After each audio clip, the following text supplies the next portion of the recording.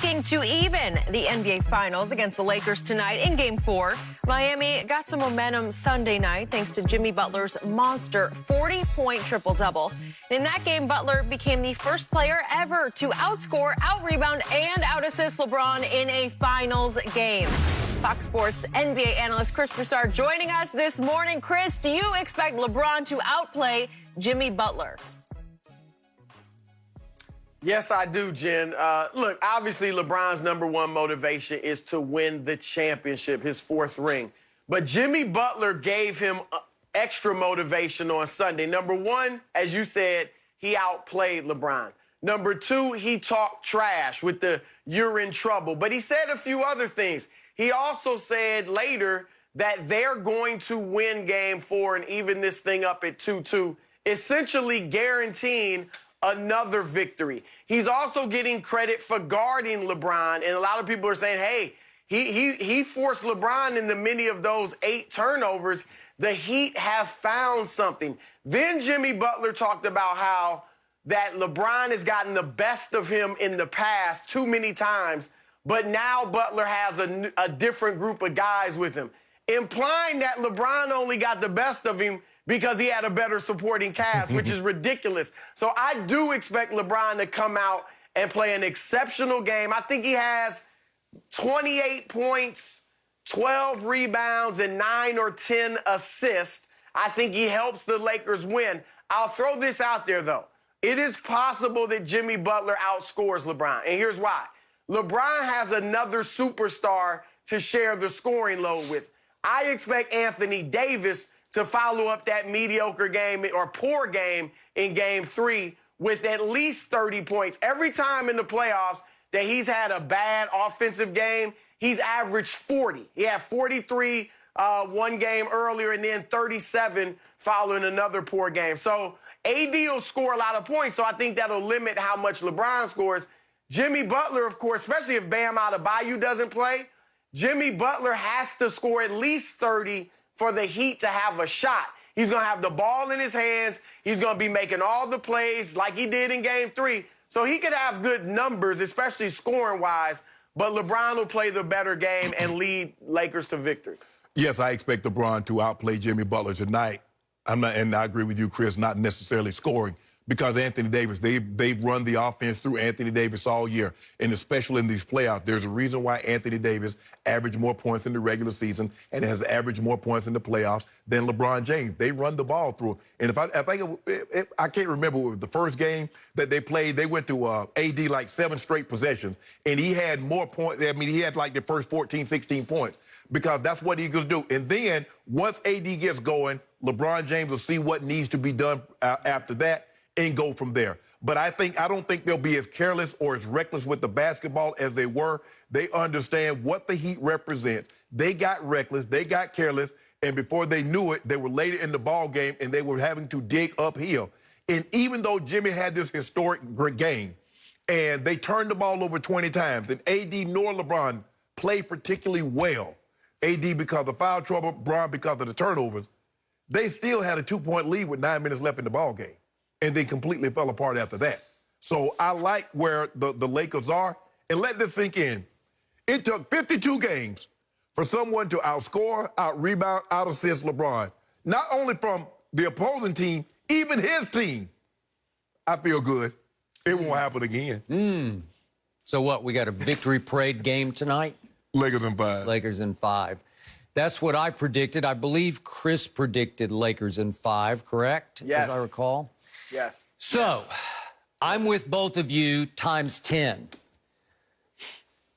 I want to challenge LeBron to have a king night tonight, because this could be a legacy-type game for LeBron.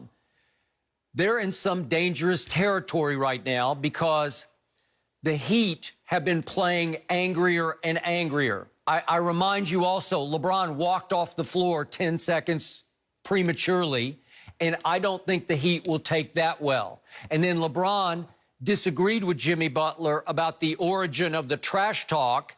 LeBron said, no, I didn't start it. He started it. Well, somebody's not telling the truth. So I think the Heat will come out tonight and play even angrier than they did in Game 3.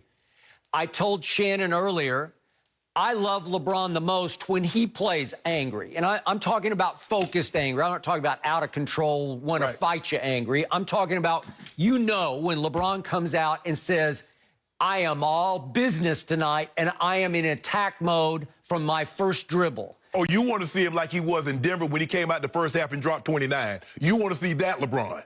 Yeah, and I don't even know what got into him that night, but tonight is deeper water because this Heat team could be dangerous if it gets to 2-2. If you let them seize momentum, they will run with it.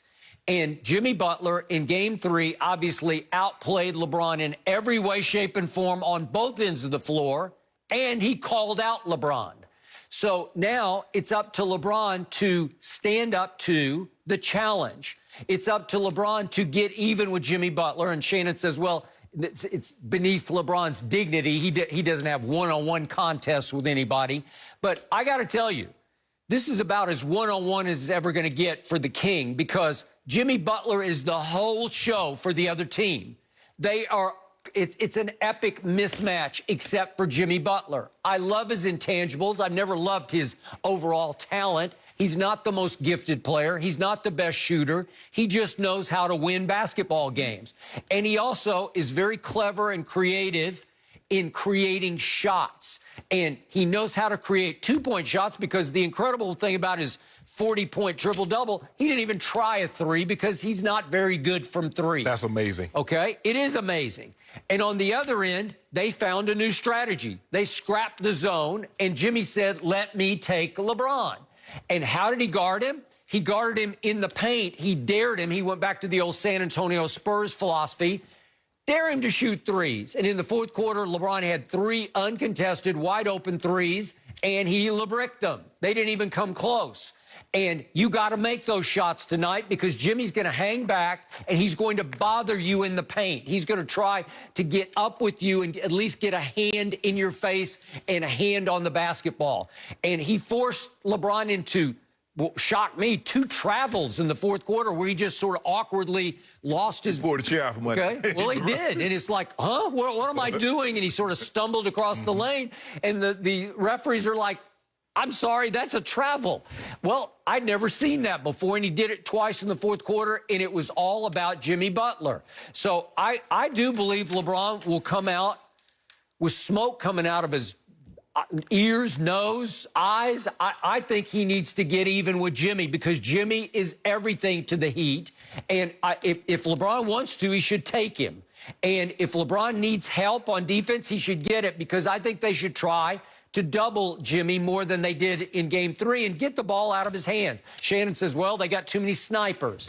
Well, I'd rather the snipers try to beat me than Jimmy Butler because he is highly capable. Well, to mention, before you go, Chris, they did do that against Jamal Murray. They trapped him, and they trapped James Harden. Yep. And they says, okay, Russ, do your thing. Everybody else can beat us. Okay, they played Jokic straight up, but they got the ball out of Murray's hand. They did. For the last 2 games, and it worked in their favor. So they just might. Go ahead, Chris. Yeah, they may go that route. And what else is that without Bam Adebayo in, they had shooters all over the floor. Kelly Olynyk playing as a big man shooting threes. That took the Lakers shot blockers away from the rim. And so Jimmy Butler could drive and not have to finish over the 7-footers. When Bam comes back and then AD or Dwight can stay near the rim, that'll be different for him. But that's why he was able to score 40 without even taking a 3-point shot. We know he's not much of a 3-point shooter, but he could get to the rim and finish without the bigs there. So that was a big factor as well. So are you with Shannon? Do you think they're better off with Kelly Olynyk in the lineup over Bam?